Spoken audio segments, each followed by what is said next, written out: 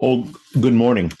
My name is Will Watson. This is the Morning Report. Listen, over the weekend, the U.S. Secret Service, alongside local law enforcement and state agency partners, conducted an EBT fraud and payment card skimming outreach operation in, of course, Baltimore and the surrounding areas.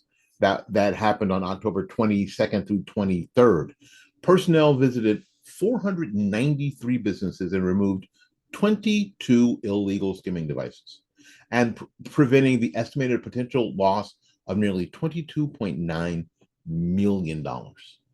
More than 3,000 point of sale terminals, gas pumps, and ATMs were inspected. Teams also distributed educational materials about EBT transfer fraud and skimming to businesses to help them better identify warning signs of illegal skimming devices on their point of sale terminals, gas pumps, and ATMs. And we see this all the time here in Florida, where you will go up to a gas pump at a gas station, and you can look at the where you put your credit card in or your debit card in, and it seems a little wonky.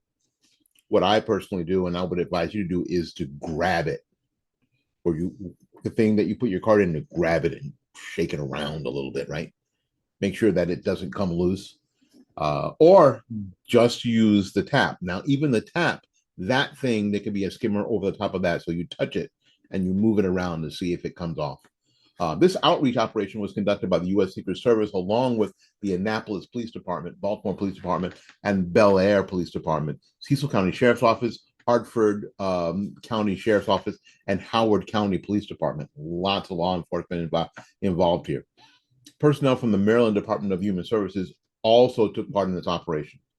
The U.S. Secret Service and our law enforcement and state agency partners remain committed to combating EBT fraud and payment card skimming in Maryland and throughout the country, said Brian McDonough, special agent in charge of the U.S. Secret Service Baltimore field office. This proactive approach allows us to identify and remove skimming devices that target our nation's most vulnerable populations. And he goes on. Now, the idea is what happens is somebody with an EBT card shows up, puts it in the thing, buys their groceries, pulls it out, off they go. That skimming device, just like every skimming device, gets all their information. And that information is sold, it's used and sold throughout the dark web. And millions of dollars of fraud is, cast upon the system, which is problematical for the person who's using it, because suddenly their number, their account is deemed fraudulent. So they may not get their benefits for a month or 2 months or whatever, while people are trying to sort stuff out. If indeed people are even sorting stuff out, it just may be that the system goes, so they spent several $100,000 on food last month, which happens more than not. My son used to work at a grocery store, and he said it was amazing that some people would have. Now, I know what they say people are supposed to get, but he said that some people would have $1,000, $2,000 on their EBT card. It's amazing.